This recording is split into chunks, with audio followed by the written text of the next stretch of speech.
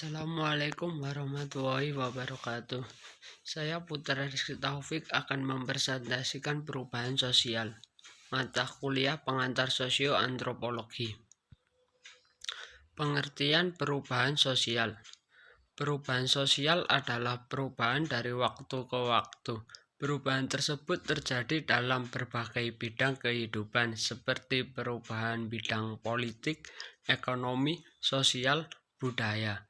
Tidak ada masyarakat yang tidak mengalami perubahan, walaupun dalam taraf yang paling kecil sampai pada taraf perubahan yang besar yang mampu memberikan pengaruh yang besar bagi aktivitas atau perilaku manusia.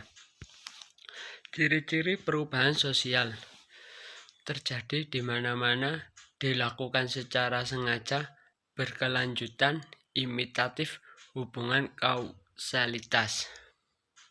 Selanjutnya, bentuk perubahan sosial. Yang pertama, perubahan lambat dan perubahan cepat. Perubahan sosial secara lambat, perubahan evolusi terjadi dalam waktu yang lama, secara perlahan dan bertahap dan melalui proses evolusi. Perubahan seperti itu tidak terlalu drastis atau luar biasa. Mereka berjalan secara bertahap seperti proses pengondisian dan orang-orang belajar menyesuaikan diri dengan perubahan tersebut secara bertahap. Perubahan tersebut terjadi tanpa ada kehendak tertentu dari masyarakat yang bersangkutan. Penyebab perubahan sosial evolusioner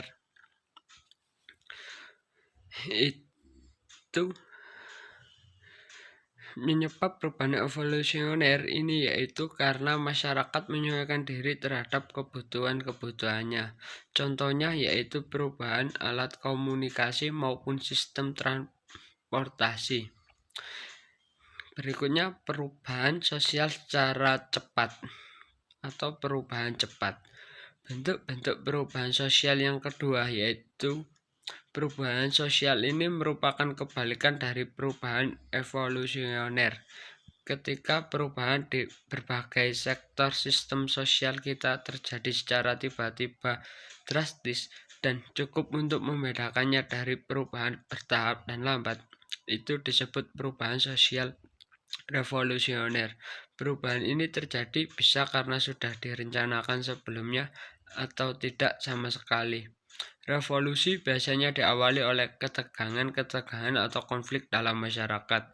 Contohnya yaitu peristiwa terjadinya revolusi industri di Inggris, di mana terjadi pada tahap produksi yang awalnya tanpa mesin, kemudian berubah menjadi tahap produksi menggunakan mesin.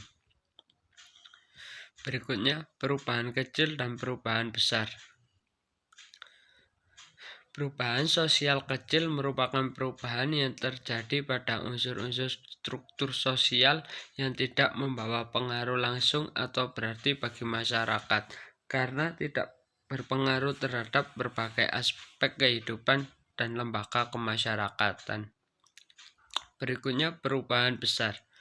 Perubahan sosial besar merupakan perubahan yang dapat membawa pengaruh besar dalam berbagai aspek kehidupan serta menimbulkan perubahan pada lembaga kemasyarakatan seperti yang terjadi pada masyarakat yang mengalami proses modernisasi industrialisasi. Berikutnya, perubahan dikehendaki dan perubahan yang tidak dikehendaki.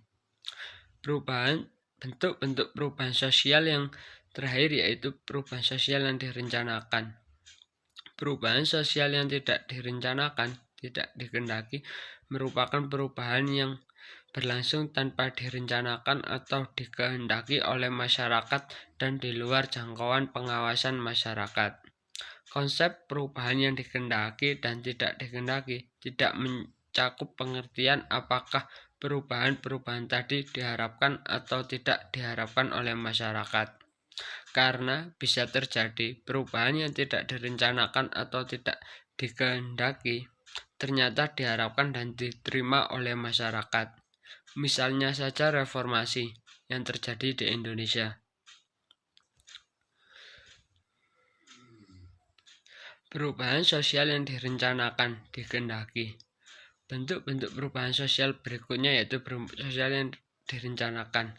Perubahan sosial yang direncanakan adalah perubahan yang diperkirakan atau direncanakan terlebih dahulu oleh pihak-pihak yang akan mengadakan perubahan di dalam masyarakat.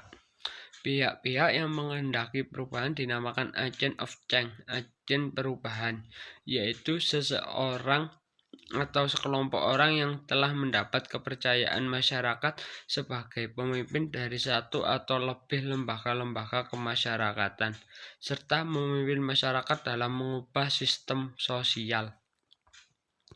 Berikutnya, syarat terjadinya perubahan sosial. Adanya keinginan dari masyarakat untuk mengadakan suatu perubahan, adanya pemimpin yang mampu memimpin masyarakat untuk mengadakan perubahan, atau adanya pemimpin yang dapat menampung keinginan atau aspirasi dari masyarakat dan merumuskannya menjadi program kerja dan ada tujuan konkret yang dapat dicapai. Sekian penjelasan dari saya. Terima kasih. Wassalamualaikum warahmatullahi wabarakatuh.